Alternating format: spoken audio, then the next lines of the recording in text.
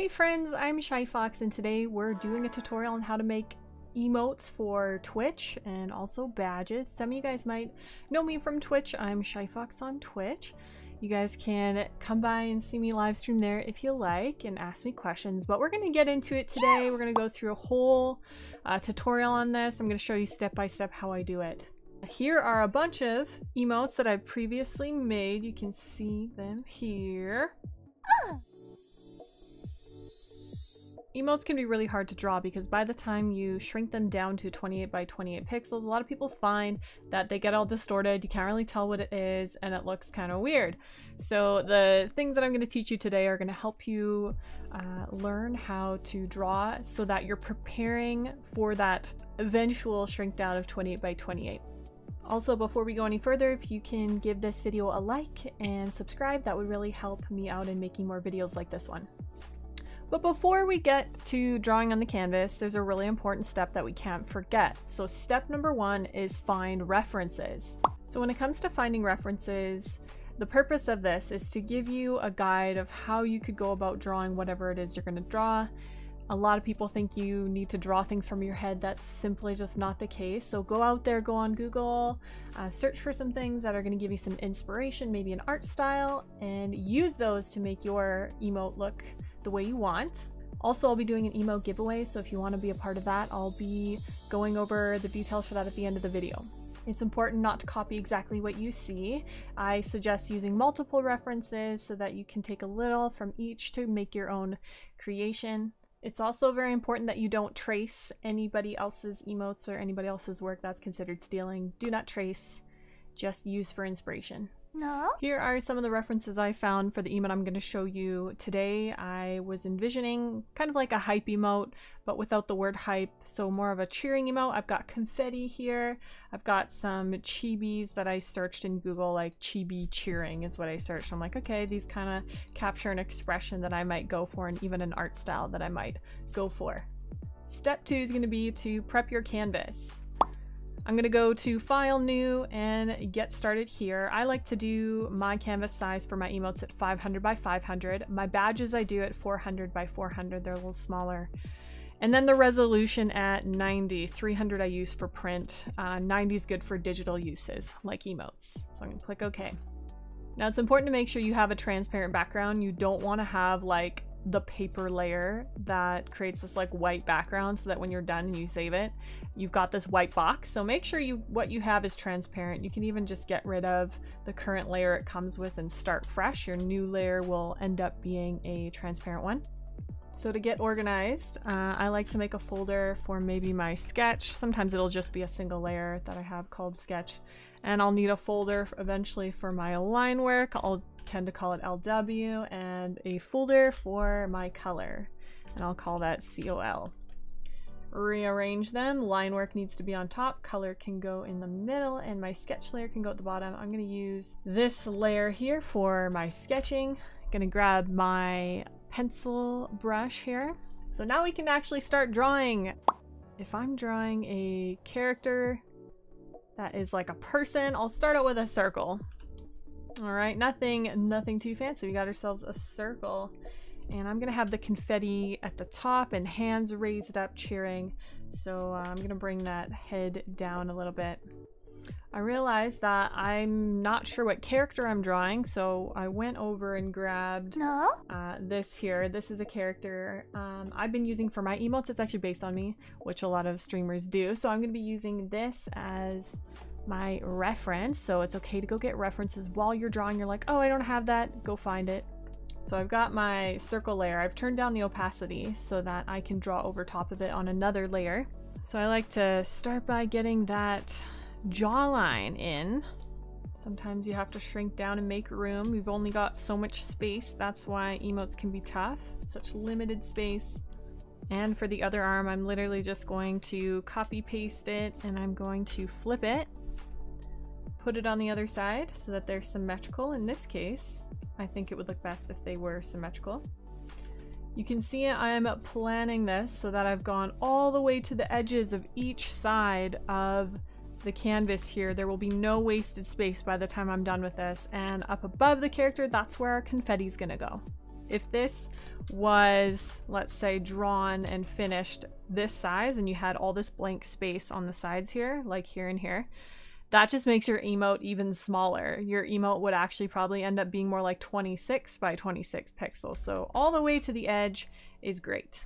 And you can always select something, pick it up, move it around.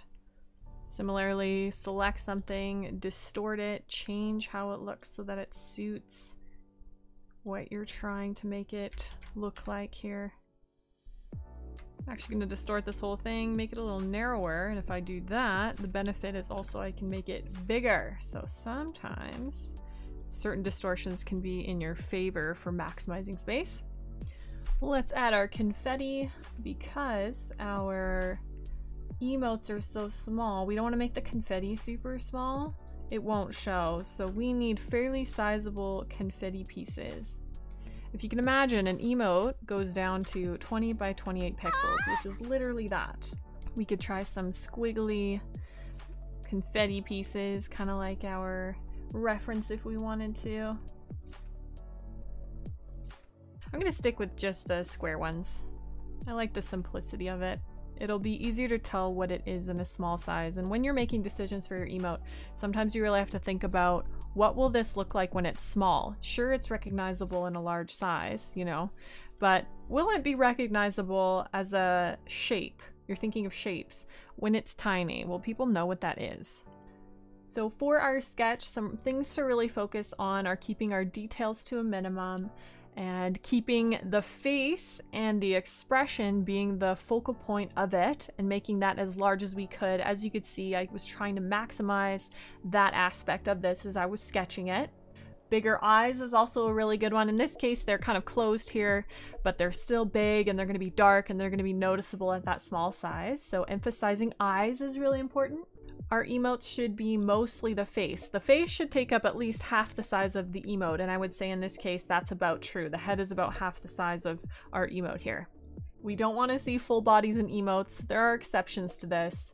There's no hard rules, but it's very difficult to get a full body looking like what it actually is in a small size. Also, don't be afraid to cut off certain parts of the emotes. Like, for example, when you see a heart emote, sometimes the bottom of the heart is cut off. Maybe you're doing a little character with cat ears. Sometimes you need to cut off tops of the ears to really make the most of the emote. You're looking more to maximize expression than you are trying to fit it into a little square, everything into that square.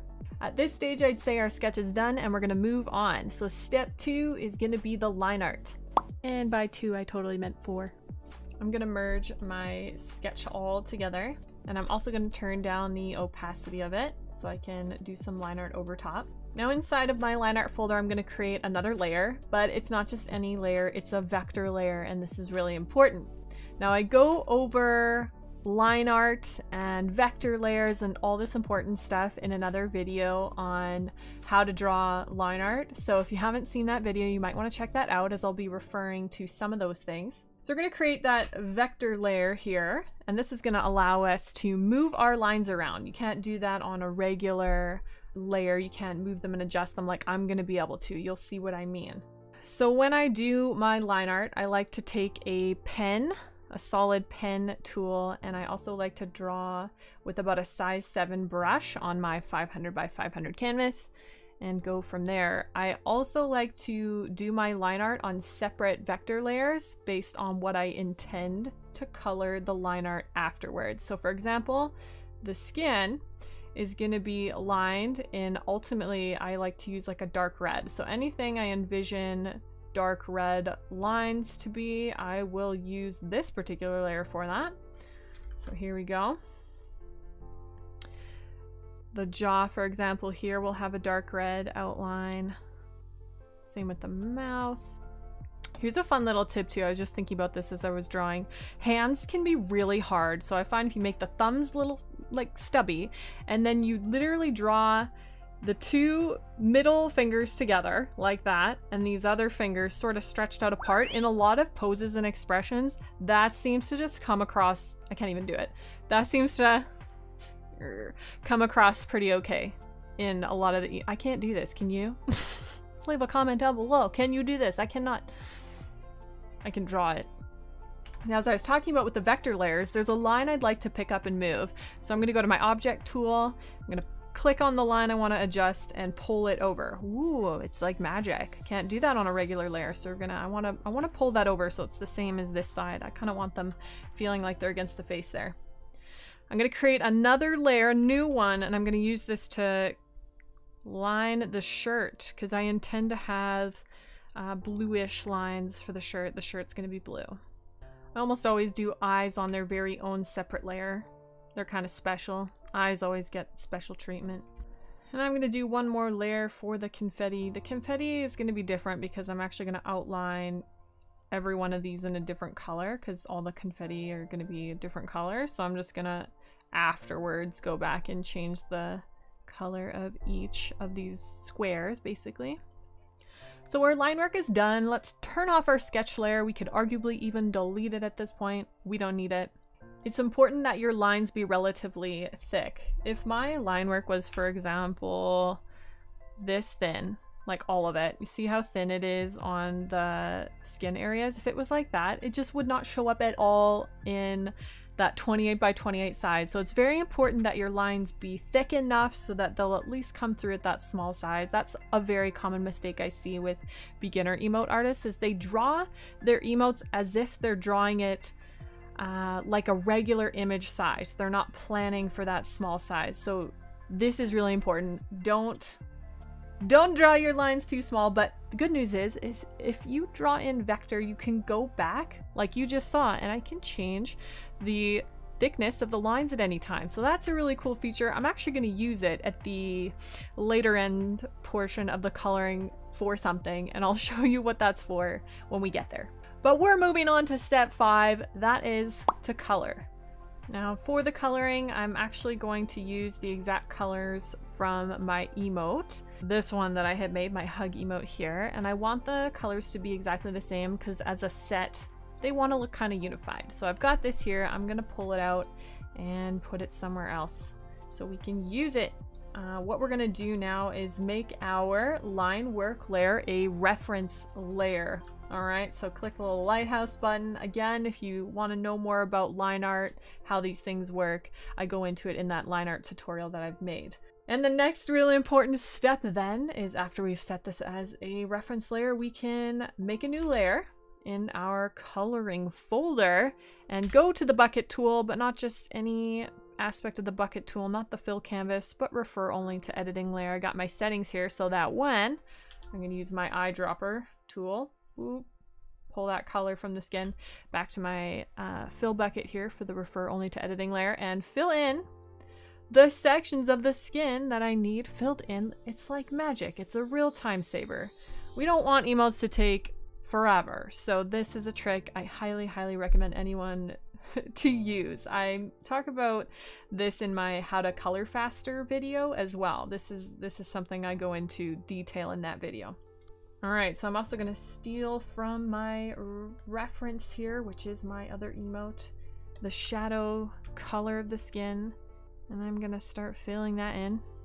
One little trick I use in my coloring to make it look a little more realistic, not that we're going for realism, but give it a little more dimension, I suppose, is actually erasing along edges.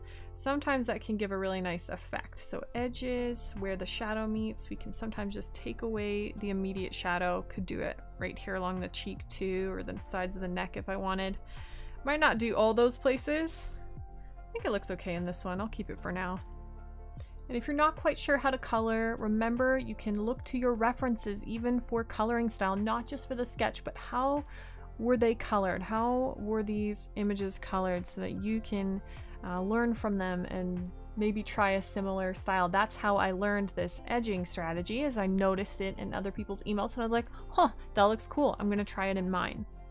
Something you can do too that I often do if along the way I'm not totally sure that my emote is looking good or that I'm worried it's gonna look questionable in a small size, I have this testing image that I open up, and if I shrink down our emote to the 28 by 28, I have kind of a hotkey keybind for this, but as you can see, 28 by 28 is the size. And I've merged everything temporarily. Oops, don't save. Make sure you undo that. So undo, get it back. Okay, now I've copied it and I'm gonna toss it into my little test here. Paste.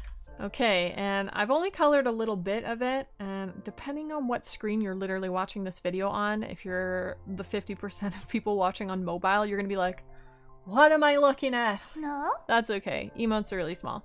But just know, I'll try and tell you what I'm seeing. I can see in my test image here of a Twitch chat, this is just a picture of to scale Twitch chat, that, all right, my shapes are at least looking relatively recognizable. I'm on the right track. So I'm a nice person, so I'm gonna let you guys have access to that image, because you can open it up in your program, shrink down just like I did, and test out as you go, and especially at those final stages too, to make sure things look good. Something that can often go wrong is dark edges that don't look very good against the dark section of the chat. So you can test it against the light and the dark to make sure that it reads well. And if you have something that doesn't look good against the dark, you can make adjustments. You can add a little white edge on your dark areas of your emote to kind of make it pop out. There's various things you could do. So I'll leave a link to that image in the description if you want to download it and use it to make your emotes. Speaking of dark, it's really important with eyes that there be contrast. For example, I've drawn like a commission of somebody's dog, and it's a black lab, and then they have the eyes closed like this, like a happy smile, and the eyes just don't show up against the dark fur. So you really have to find a way to work through that. I've had some examples here of what we can do. Maybe the answer in that case is have the eyes open. Look at this one. I chose open eyes on this little hug emote that I did recently. Or these bears up here. I felt like these ones had to have closed eyes for these expressions. That's what I wanted to go with. So I just made the black fur of the bear be not too black, not too dark. So I made them a little lighter, added some, I guess, airbrushed light gray highlight in the middle of the face, which you could do anyway, just to brighten that up so that the eyes could still pop in that area. So that is some of the tricks too with these emotes, is you run into little things like that with color problems when you shrink them down. Like at a large size, this would never be a problem, but when you shrink it down to 28 by 28, that's where you see the problems. That is why emote art is difficult, and anyone who's never really drawn emotes doesn't really understand. It is a difficult art form, and it takes a long time to sort of get used to how to problem solve, because it is problem solving when you run into these kinds of problems that you have. And I've learned little tricks like white edges, or brighten up middle of the face where the eyes are, if that's the case for the dark problems, or you know, all these different things that we come across. So if you have specific questions like what do you do if the emote is this, you can always leave that kind of question in the comment section and I'll answer and tell you how I solved that problem. Does this emote look like me yet, by the way? Sure it does. And I'm just gonna do a quick test. You don't always need to toss it into the chat for the test. This is just for scale, for size. Yep, hair looks good to me. All right, I'm actually gonna create a regular layer over top of the eyes that I have, and I like to do a bit of a red glow. I don't know what to call it. A red glow, I suppose, on the edges. So a little on the inner edge and the outer edge. And then the other bit I like to do is little white bubbles. And as you can see, I'm creating new layers for each of these sections as I go. And sometimes I think it helps me color faster. Sometimes though it can have the opposite effect where you're finding yourself slowed down because you're not sure what layer you did what on. So pros and cons of doing coloring that way. But with emotes, this is kind of just how I've always done it. Whereas if you watch me do portrait art, which I very much do, other kinds of arts, I'll often have way less layers and merge as I go. And I'll show you what I do with the lines before we move on to the confetti. So at this point, I go back to, here's the one we said we were gonna do burgundy colored. I'm gonna grab from our object tool on this layer, a dark red. As you can see, the main color of this the lines here is a dark red, and it's usually, it needs to be dark. So as much as it's red tinted, it's still dark. And sometimes it's important that I color pick the exact, like from the shirt here, I'm gonna color pick this exact line color that I use. So this dark teal. In this case, I almost feel like it needs to be darker, so I'm gonna break the rules and go a little bit darker than I had in my previous emote. So there we go. This is just my style. Some people prefer black lines for their art style. There are certain types of emotes where I leave the lines black and I don't actually color them, but majority of the time I do color my lines. And it's a lot easier if they're on separate layers instead of doing them all on one. This is just a me thing. I just find this is my process for being fast at this. And now we're just gonna color in our confetti. Oh good, that looks good. So the next step that I attribute to being part of our coloring portion is actually adjusting line thickness. I like to, this is a style preference for me, make the edges of the lines thicker where they meet transparency of the page. For example, all the sections surrounding the hair and the hands against the transparency, I'm gonna make thicker. I'll show you. So we need our object tool again, so I'm gonna click on our layer with the hands. I'm going to start with that one, and I have something called correct line width, and it's important that I have it on thicken, not narrow. So I'm going to have it thicken, and you can adjust the settings, and I like to adjust it by about 2 points here, just there, and then do it as well on the hair layer where it meets here. Again, this is just a style preference that I started doing and I like it. It's all about making the image pop. I'm also gonna do the same thing on every single confetti. Theoretically, I could have drawn with a thicker brush to begin with, but it's fine. I just do it at this stage. There, that looks kind of nice. Another couple lines that you may choose to thicken inside of your transparency might be the I guess it's the jawline or that chin line. Sometimes it's good to thicken that. There's main sections you might want to thicken, like you could do the hairline from the head too, but I'm not going to do those. I typically don't. I just like to do the transparency sections bolded. At this stage, we're thinking it's probably done, but we want to do some testing. So again, I'm going to merge everything together, and I'm just going to emphasize this because I didn't before. When you shrink your image down, you need to merge everything first. This is so important. If you do not merge before you shrink with all your vector lines, it'll like mess up your lines. And you might not even notice because sometimes it's subtle, but it'll take away some of the boldness of your lines. So this is really important. Please merge everything together. So you see my layers, merge it together, then make it smaller, okay? I've seen people run into problems they couldn't explain, and that was the reason. So great, I've done that. I'm gonna copy it. I'm gonna test it in my test layer. Paste. All right, looks good against the light portion of Twitch chat. And all right, it looks extra good against the dark because those colors of the confetti are popping out. I like that. So save, we're happy, and we're gonna save the file that itself as a PNG. We're gonna save as a PNG, not a JPEG. JPEGs don't allow for background transparency. You need to use a PNG. So we're gonna save it like this, PNG, name it. It's gonna take practice to get good at these. There's just no way around it. It took me a long time to get good at emotes. It's like I was talking about with the problem solving. You kind of have to learn how to solve the little problems that you come across with these. And that comes with experience. So keep practicing, don't give up, and you will improve at these. Now, before you run away, I'm going to mention a couple of things. If you could like, subscribe, and comment on the video. If you found this video helpful, those things would help me out greatly, so thank you for that. Also, we're doing that emote giveaway as promised. You're going to find it on Twitter, so I'm going to have some links for you in my description. I'm going to have a link to the emote giveaway. You can find that over there.